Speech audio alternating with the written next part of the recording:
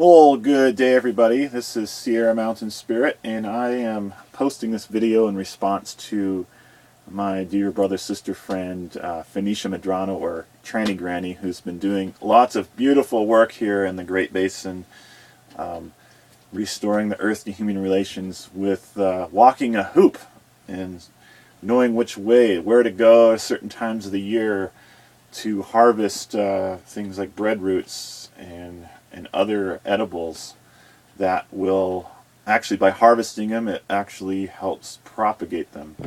And today I saw on her Facebook that she is very saddened that she's the only one doing this, and I couldn't help but respond. And I tried to respond with several sentences, and these days you got to post a video if you have a big heart song because you only have so many words available. So here's what I wrote.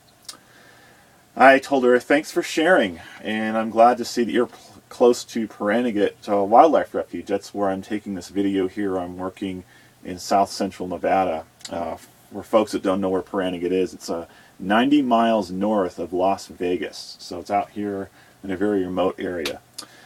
And I'm happy you're close to Pahranagat. And your heart song reminds me that those of us who pay attention to the contemporary troubled relationship between our Mother Earth and humanity do so at a huge cost to our well-being.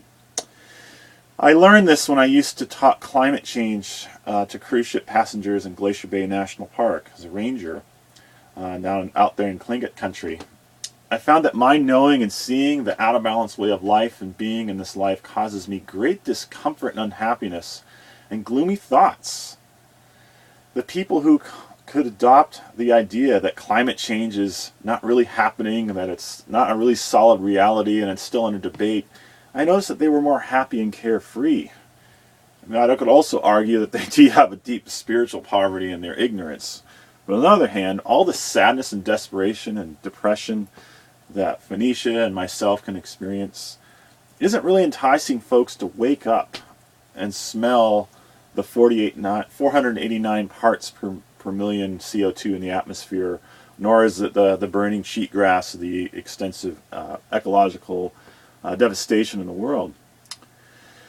So my life work here at 41 years old, still figuring it out, is how to make walking the beauty way is walking the way that's harmonious with all life. That's how Phoenicia describes it, and I resonate with that title. How to make this walking the beauty way a happy and enticing, balanced, abundant way for myself and my community. That's a big challenge that I'm looking at, manifesting something happy. I need to let go of money as evil, and I do, so that I can feed, clothe, and be around loving community. Right now I have a contempt for the whole way society works, the way the money works, the way that you gotta have a job, you gotta pay taxes, and that whole thing is like kind of marginalized me into places that are very isolated. Although I'm very grateful and thankful for this work I do have, because I know there's so many people struggling, there is a sense of impoverishment here. Being a lot of my fairy brothers, sisters are in gatherings right now, and I'm here because of the work, have to work kind of thing. Anyhow, so part of that is I need to let go of the money is evil. I need to let go of the shame and guilt I feel every day for living in this world.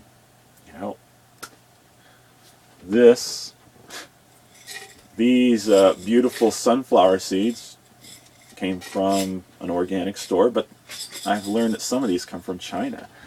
That's a long ways away from here. That's a lot of fuel on an airplane or a ship to get over here. I mean, that's just one example of some of the stuff that I see when I'm around in my everyday life. And if I pay attention to that, oh my God, it's an overwhelming sense of guilt. And that is not serving me, and it's not serving anyone else around me.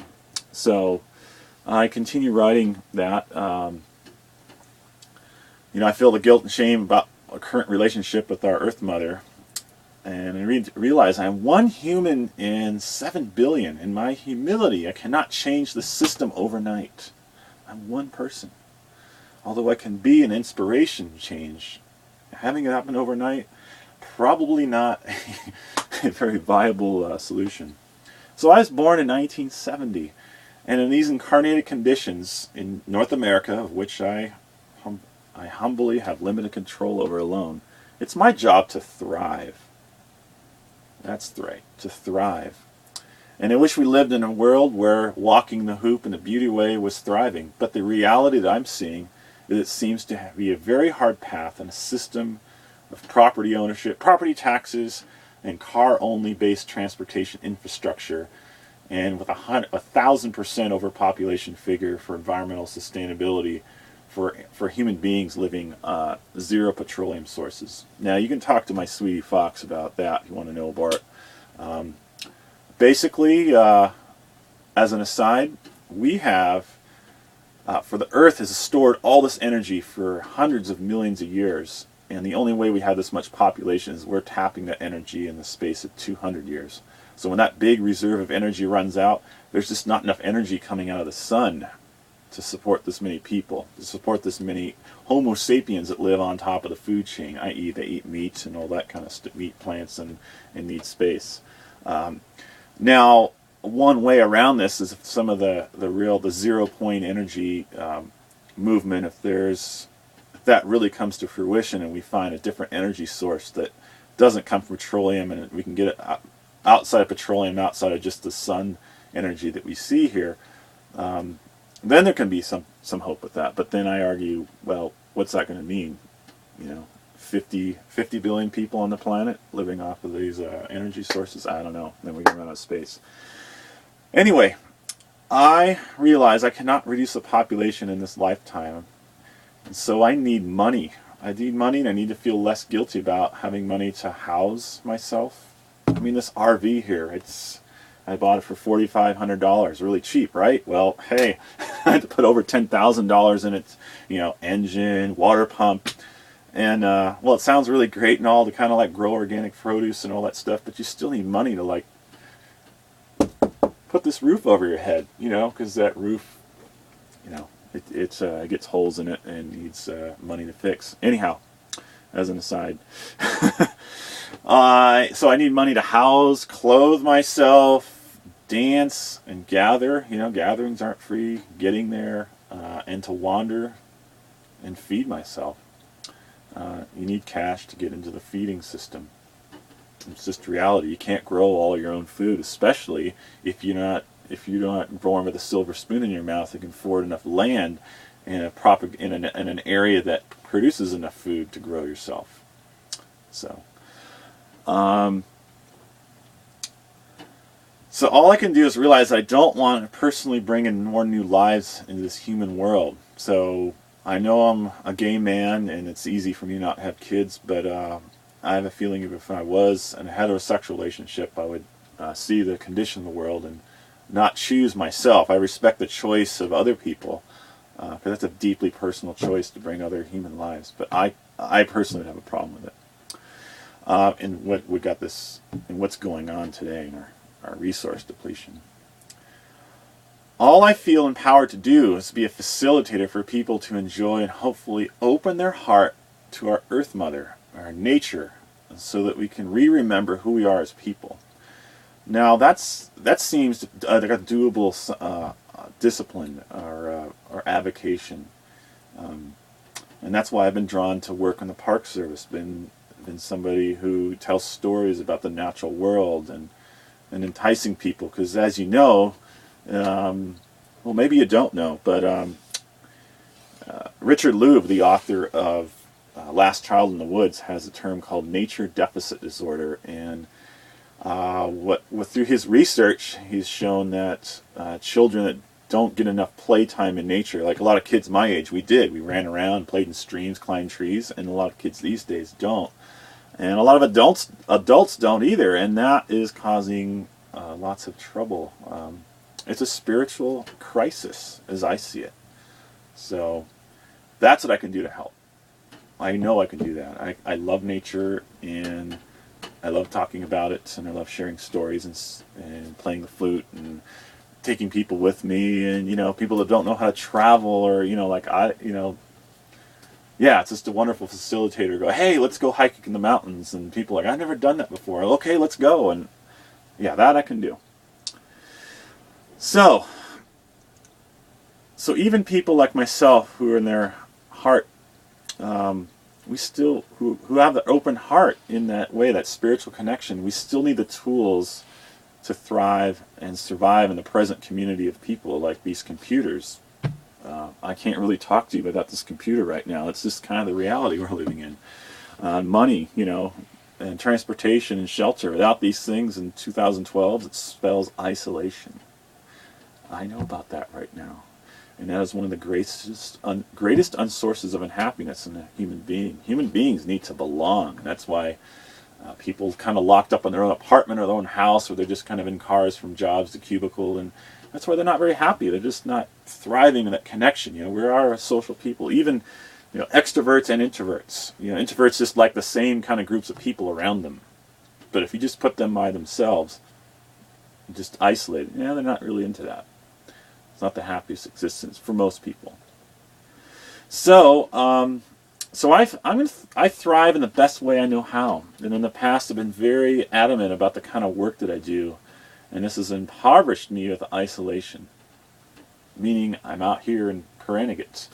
A lot of radical fairies and other gay people don't live around nature sanctuaries. They live in urban areas. And that has impoverished me with separation, doing this. And even my sweetheart, I'm in Nevada, he's all the way in Pennsylvania. So that's, I need to thrive and have that connection. So if I make happier choices that may not be the most ideal in the way that I'm walking the beauty way, it's going to be okay.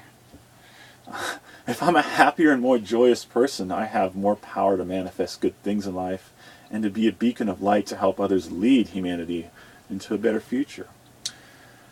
So, I wish this in a good way that it's received by Phoenicia and others. And in that end, I'm making a big shift. 2012 is about a big shift. It's not really about a huge, things blowing up and the world ending. It's about a big shift as best as I understand it.